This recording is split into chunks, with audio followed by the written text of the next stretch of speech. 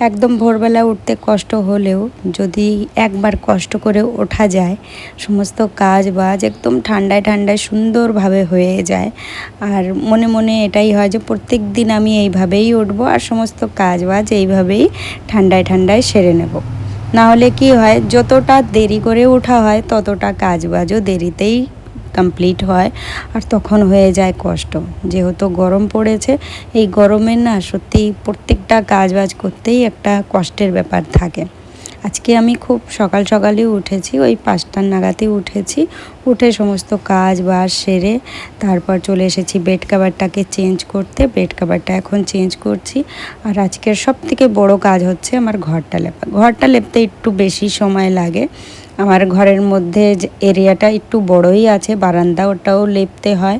তো অনেকটা সময় লাগে। আর শুধু মানে কোনো রকম লেপলে তো হয় না, একটু প্রেশার দিয়ে দিয়ে একটু লেপারিটা থাকবে, সেরকম করে লেপলেই দেখতে ভালো লাগে। আর আজকে আমি গোবর আর মাটি দুটো মিক্স করে তারপর লেপছি।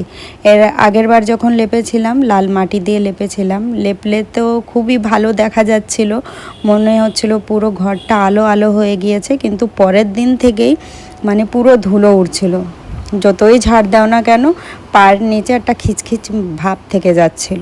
তো ভাবলাম এবার আর ওই লাল মাটি দিয়ে লেপবো না, অন্য মাটি দিয়েছি, তার মধ্যে অনেক কাকড় পাথর আছে, কিন্তু কথা হলো যে এটাতে ধুলো হবে না, আর গোবর মিক্স করেছি। তো এবারটা হয়তো লেপাটা সুন্দরভাবে কয়েকদিন থাকবে। তো এই গরমের দিন ঘরটা লেপতে গেলে ভালোই কষ্ট হয়, কিন্তু লেপার পর চোখের যা শান্তিটা সেটাই হলো বড় শান্তি, ওটাই কিন্তু ভালো লাগে। ঘর তো আমার লেপা কমপ্লিট হয়ে গিয়েছে, কিন্তু ডুয়াটা লেপলাম না, কারণ ডুয়া লেপতে গেলে আমার রান্না বান্না করতে দেরি হয়ে যাবে। তাই আমি শুধু ঘরটাকে লেপে তারপর চলে এসেছি আমার রান্নাঘরটাকে লেপে নিতে। রান্নাঘরটাতে মাত্র একদিন এখন রান্না করেছি, মানে এই ছাউনি দেওয়ার পর, তারপরে আর করা হয়নি। আর এই যে চৌকো চৌকো পাথরের ইটা দেখছো, এটা আমি একটু সরিয়েছি, তাই মাটি ডেবে ডেবে গিয়েছে। নতুন মাটি দিয়ে ফিরে থেকে আমি এটাকে সমান করার চেষ্টা করছি। এখন মানে এই জায়গার মাটিটা একটু ফুলো ফুলো টাইপের আছে, কোনো দিন এখানে গর্ত ওখানে গর্ত এরকম বোঝা যায়।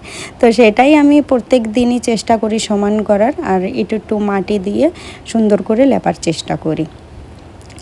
তো রান্নাঘরটা লেপার পর তো দারুণ লাগছে দেখতে। আর আমার উঠানটা লেপা হয়নি বলে মানে অতটাও খুব সুন্দর লাগছে না, যদি উঠানটা লেপা হয়ে যায় তো আরও ভালো লাগবে। তো আজকে তো সময়ের অভাবে আর হলো না, ঝটপট করে স্নান করে তারপর চলে এসেছি রান্না করতে। এর মধ্যেও হাজব্যান্ডও চলে এসেছে। এবার ওকে দেখে তো আমার আরও তাড়া বেঁধে যায় যে তাড়াতাড়ি রান্না আমার নামাতে হবে, না হলে যদি কোনো ভাড়ার ফোন চলে আসে ও চলে যাবে আর খাওয়া হবে না, তখন নিজেরই খারাপ লাগবে যে আমার জন্যে খেয়ে যেতে পারলো না। তো তাড়াতাড়ি আমি আজকে বাটা পোনা মাছ রান্না করছি। ওটা হচ্ছে শসা দিয়ে, আর লাউ দিয়েও করব, সেটা রাত্রের জন্য, মানে দুপুরেই সব রান্না করে রেখে দেব। আর আছে নোটে শাক, সেটা পেঁয়াজ দিয়ে ভাজবো। তো স্নান করার পর আমি আর মাথায় কোনো চিরুনি দেওয়ার সময় পাইনি, কারণ হচ্ছে ওই যে তাড়াহুড়া। ভাবলাম আগে রান্না বান্নাটা করে নিই, হাজব্যান্ডকে একটু খেতে দিয়ে নিই, তারপর গিয়ে আরামসে চুলে চিরুনি দিতে পারবো, যা করার করতে পারবো। কিন্তু তার আগে এই সব কাজ করতে গেলে আমার রান্নার দেরি হয়ে যাবে।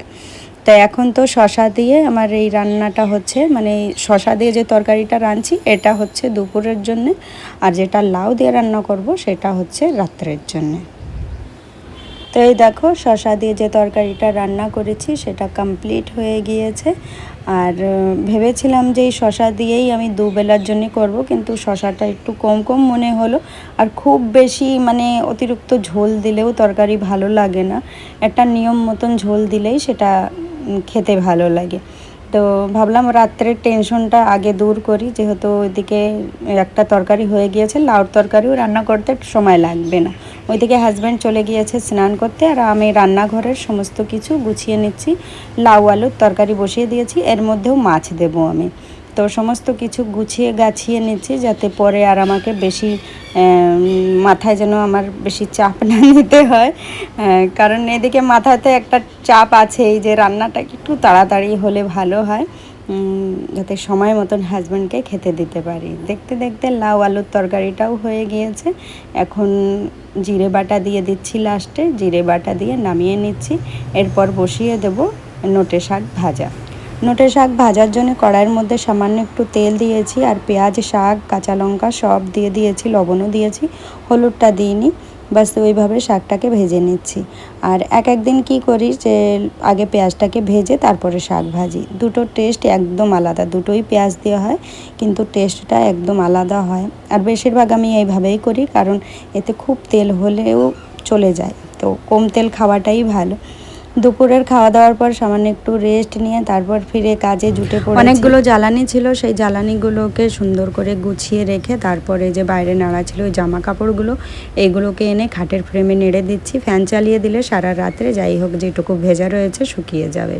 তো একটা সংসারে যদি অক্লান্তি পরিশ্রম না করা হয়, সেই সংসারটা কোনো দিনও সুন্দর হয় না।